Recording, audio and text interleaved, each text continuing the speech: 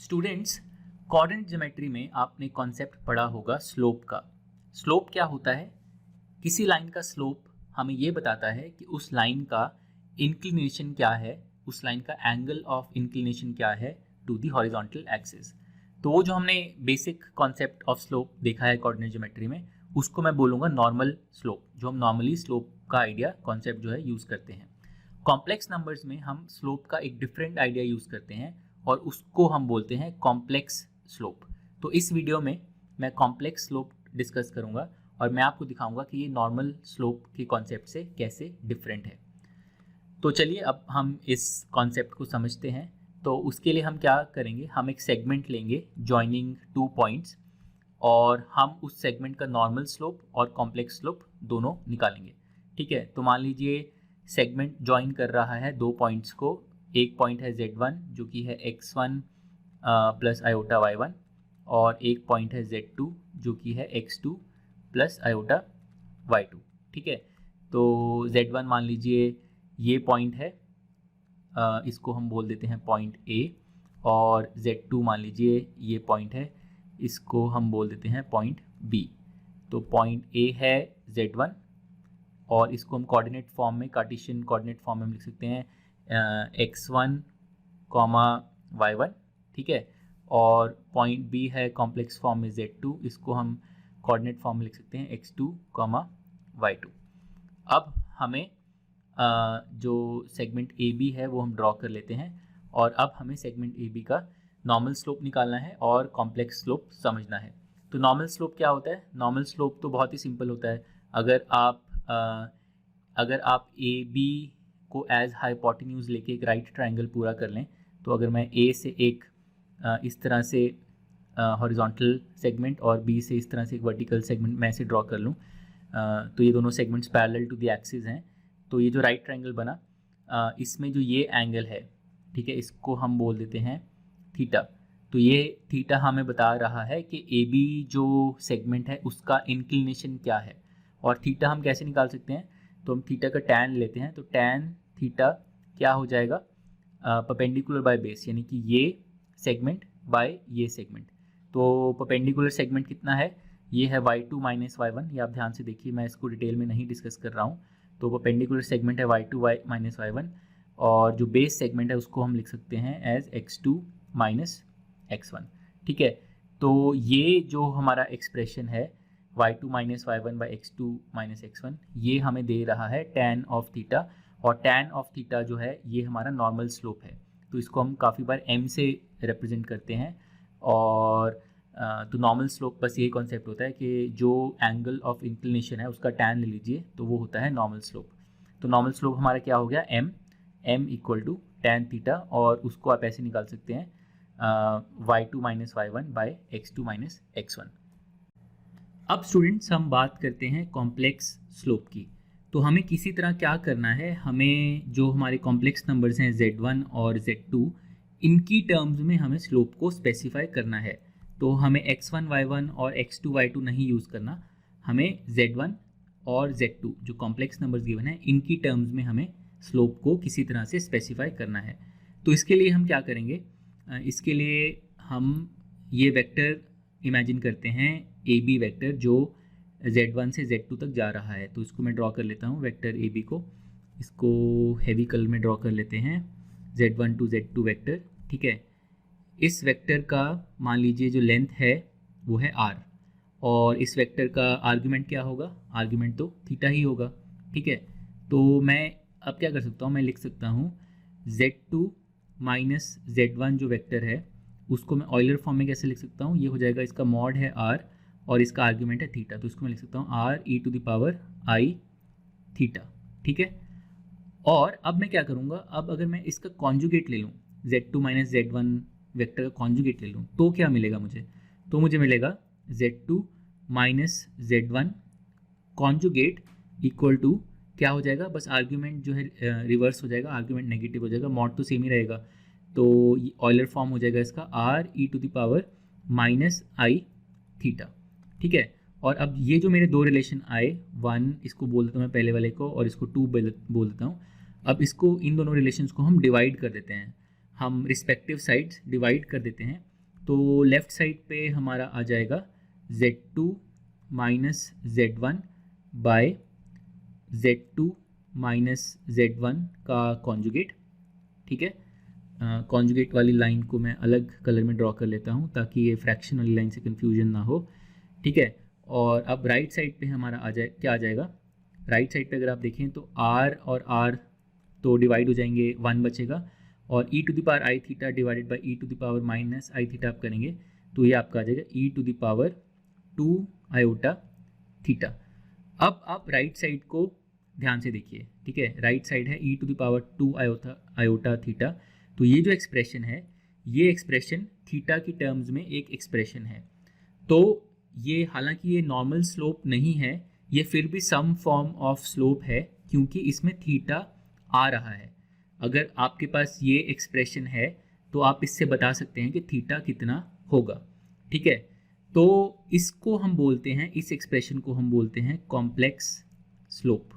ठीक है, इसको हम बोलते हैं कॉम्प्लेक्स स्लोप। जो e to the power 2 iota theta है उसको हम बोल देते हैं कॉम्प्लेक्स स्लोप, क्योंकि वो हमें इन सम वे वो हमें थीटा बता रहा है कि थीटा की वैल्यू कितनी होगी। तो ये नॉर्मल स्लोप नहीं है क्योंकि नॉर्मल स्लोप तो tan थीटा होती है। ठीक है, तो ये नॉर्मल स्लोप नहीं है, लेकिन क्योंकि इसमें थीटा आ रहा है, क्योंकि ये हमें थीटा की वैल्यू बता रहा है इनडायरेक्टली, तो इसको हम बोल देते हैं कॉम्प्लेक्स स्लोप।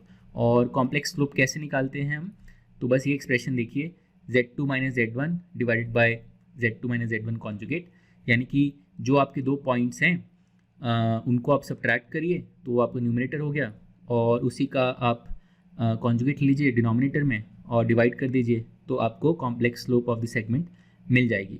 तो आप ध्यान से देखिए, जो कॉम्प्लेक्स स्लोप है वो एक्चुअली में एक यूनिट वेक्टर है जिसका एंगल जो है वो 2 थीटा है।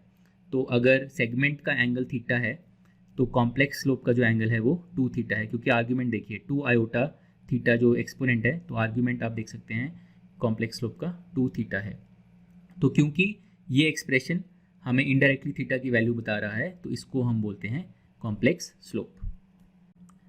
तो चलिए अब ये जो डिफरेंस है नॉर्मल और कॉम्प्लेक्स स्लोप का, इसके कुछ सिंपल से एग्जांपल्स देखते हैं।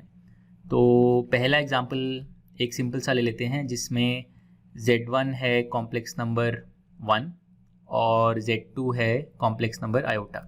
ठीक है, तो Z1 ये वाला पॉइंट है 1 प्योरली रियल नंबर हो गया, ये Z2 है ये वाला point iota purely imaginary number हो गया, और इनके थ्रू हम इन दोनों पॉइंट्स के थ्रू हम लाइन ड्रॉ कर लेते हैं। तो वो लाइन ऐसी होगी।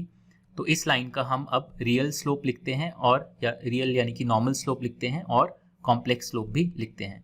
तो नॉर्मल स्लोप लिखने के लिए आप देखिए क्या पॉइंट्स हैं, ये पॉइंट्स हैं 0,1 और 1,0।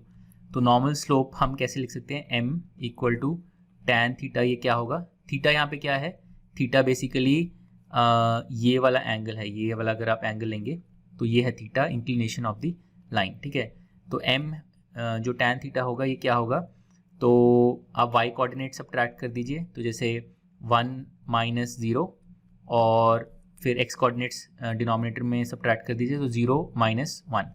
ठीक है, तो ये आ जाएगा 1 माइनस 0 बाय 0 माइनस 1, तो ये आ जाएगा इक्वल टू -1। तो इस लाइन का जो नॉर्मल स्लोप है वो है -1। अब हम इस लाइन का कॉम्प्लेक्स स्लोप निकालते हैं। तो कॉम्प्लेक्स स्लोप को हम जनरली s से डिनोट करते हैं, s। ठीक है, और हमने देखा कि कॉम्प्लेक्स स्लोप निकालने के लिए आप करिए Z2 minus Z1 divided by Z2 minus Z1 का कॉन्जुगेट। ठीक है, तो इसका कॉन्जुगेट से आप डिवाइड कर दीजिए। तो चलिए कर लेते हैं। तो Z2 माइनस Z1 क्या होगा, तो Z2 है हमारा आयोटा और Z1 है हमारा 1, तो Z2 माइनस Z1 हो जाएगा आयोटा माइनस 1, जिसको मैं लिख सकता हूँ -1 प्लस आयोटा। ठीक है, और फिर Z2 माइनस Z1 कॉन्जुगेट क्या हो जाएगा, -1 माइनस आयोटा। तो इस तरह से हो जाएगा। तो अब हम इसको अपने नॉर्मल कॉम्प्लेक्स फॉर्म में कैसे लिख सकते हैं, तो हम डिनोमिनेटर को मल्टीप्लाई कर देते हैं -1 से, और न्यूमरेटर को भी पहले। तो अगर हम -1 और -1 से मल्टीप्लाई कर दें तो न्यूमरेटर बन जाएगा 1 माइनस आयोटा, डिनोमिनेटर बन जाएगा 1 प्लस आयोटा। और इसको आप फर्दर सिंप्लीफाई कर सकते हैं अगर आप डिनोमिनेटर के कॉन्जुगेट से ऊपर नीचे मल्टीप्लाई कर दें। तो आप ये करेंगे तो आपके पास आएगा माइनस आयोटा।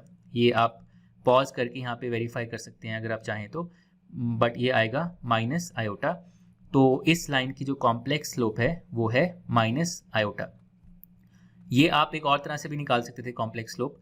आप याद करिए, हमने अभी जस्ट देखा था कि कॉम्प्लेक्स स्लोप की वैल्यू होती है e⁻² आयोटा थीटा, जहाँ पे थीटा जो है वो एंगल ऑफ इंक्लिनेशन है ऑफ द लाइन। तो इस केस में थीटा की वैल्यू क्या है, तो थीटा जो है, तो ये जो एंगल है आप यहाँ पे देख रहे हैं, ये एंगल होगा 45 डिग्रीज यानी कि π/4। तो थीटा जो है, थीटा हो जाएगा 3π/4। ठीक है, तो s जो कॉम्प्लेक्स स्लोप है इसकी वैल्यू हो जाएगी e⁻² आयोटा थीटा, यानी कि e⁻ आयोटा 3π/2। और 3π/2 आर्ग्यूमेंट अगर आप लेंगे e⁻ आयोटा थीटा में, अगर आप 3π/2 आर्ग्यूमेंट लेंगे तो ये बन जाएगा माइनस आयोटा। ये आप चाहें तो वेरीफाई कर सकते हैं। तो वंस अगेन हम इसी कंक्लूजन पे पहुंच जाते हैं कि complex slope of the line है माइनस आयोटा। तो रियल स्लोप है, नॉर्मल स्लोप जो है वो है -1, कॉम्प्लेक्स स्लोप जो है वो है माइनस आयोटा। e⁻ आयोटा 3π/2 को आप कैलकुलेट करेंगे तो आपको वापस माइनस आयोटा मिल जाएगा। ठीक है, तो वंस अगेन हमें कॉम्प्लेक्स स्लोप मिल गई माइनस आयोटा। तो इस लाइन की जो नॉर्मल स्लोप है वो है -1, जो कॉम्प्लेक्स स्लोप है वो है माइनस आयोटा। अब चलिए हम अपने नेक्स्ट एग्जाम्पल पे चलते हैं, जिसमें हम पहला कॉम्प्लेक्स नंबर ले लेते हैं z1 = -1 + आयोटा, और दूसरा कॉम्प्लेक्स नंबर ले लेते हैं 2 + 3 आयोटा।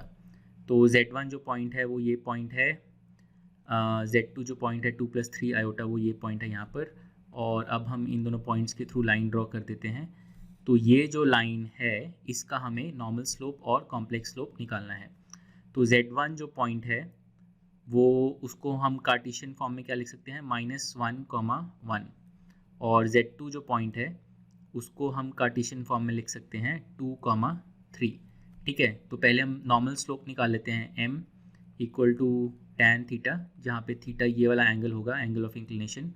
तो ये कितना हो जाएगा tan थीटा, ये हो जाएगा y कोऑर्डिनेट्स को सब्ट्रैक्ट करिए 3 - 1 डिवाइडेड बाय x कोऑर्डिनेट्स को सब्ट्रैक्ट करिए 2 - -1। ठीक है, तो 3 - 1 हो गया आपका 2 और डिनोमिनेटर में 3 आ गया। तो नॉर्मल स्लोप आपका बन गया 2/3। अब हम इसी लाइन का कॉम्प्लेक्स स्लोप निकालते हैं। तो कॉम्प्लेक्स स्लोप निकालने का एक तरीका तो है कि आप इसको ऐसे निकाल लीजिए, z2 - z1 bye z2 - z1 का कॉन्जुगेट। ठीक है, तो ऐसे आप कॉम्प्लेक्स स्लोप को निकाल सकते हैं। तो z2 - z1 कितना होगा, आपके ये दोनों कॉम्प्लेक्स नंबर्स हैं, तो यहाँ से अगर आप z2 - z1 निकालेंगे तो ये हो जाएगा, z2 - z1 हो जाएगा 3 + 2 आयोटा। ठीक है, तो अब इसको आप लिख लीजिए 3 + 2 आयोटा डिवाइडेड बाय 3 + 2 आयोटा का कॉन्जुगेट, यानी कि 3 - 2 आयोटा। तो ये हमारा कॉम्प्लेक्स स्लोप हो गया। इसको अब हम नॉर्मल अपने स्टैंडर्ड कॉम्प्लेक्स फॉर्म में लिख सकते हैं। अगर हम इसको ऊपर नीचे डिनोमिनेटर कॉन्जुगेट से मल्टीप्लाई कर दें तो 3 + 2 आयोटा डिवाइडेड बाय 3 + 2 आयोटा, इस तरह से। ठीक है, ये जो एक्सिस वाले नंबर्स हैं ये इग्नोर कर दीजिए। तो अब न्यूमरेटर में आ जाएगा 3 + 2 आयोटा का स्क्वायर, तो वो बन जाएगा 5 + 12 आयोटा। आप चाहें तो वेरीफाई कर सकते हैं। और डिनोमिनेटर में आ जाएगा 3 - 2 आयोटा इंटू 3 + 2 आयोटा, वो बन जाएगा 13। ठीक है, तो फाइनली जो हमारा s की वैल्यू आ जाएगी वो आ जाएगी 5/13 + 12/13 टाइम्स आयोटा। तो ये जो हमारा कॉम्प्लेक्स नंबर है 5/13 + 12/13 आयोटा, ये है इस लाइन का कॉम्प्लेक्स स्लोप। और आप देख सकते हैं कि इस कॉम्प्लेक्स नंबर का मैग्नीट्यूड 1 है, मॉड्यूलस जो है 1 है। कॉम्प्लेक्स स्लोप को निकालने का एक और तरीका था कि आप डायरेक्टली लिख लेते s = e⁻² आयोटा थीटा, जहाँ पे थीटा की वैल्यू है इस रिलेशनशिप से आ रही है कि tan थीटा = 2/3। तो आप डायरेक्टली ऐसे भी लिख सकते हैं कॉम्प्लेक्स स्लोप को कि e⁻² iota theta where theta = tan inverse 2/3। ठीक है, ऐसे भी आप लिख सकते थे कॉम्प्लेक्स स्लोप को। ये आपके लिए एक्सरसाइज है यहाँ पे कि आप ये दिखाइए कि इस तरह से भी अगर आप लिखेंगे कॉम्प्लेक्स स्लोप को और इसको सिंप्लीफाई करेंगे तो आपको वापस s की वैल्यू जो है वो यही मिल जाएगी जो मैंने पहले निकाली थी। ठीक है, तो ये हमारा डिस्कशन कंक्लूड हो गया नॉर्मल वर्सेस कॉम्प्लेक्स स्लोप पे। अब आपको क्लियर हो जाना चाहिए कि नॉर्मल स्लोप होता है दोनों फॉर्म ऑफ स्लोप जो है वो थीटा से रिलेटेड है, जो एंगल ऑफ इंक्लिनेशन है। नॉर्मल स्लोप होता है m equal to tan theta और कॉम्प्लेक्स स्लोप होता है s equal to e to the power 2 iota theta.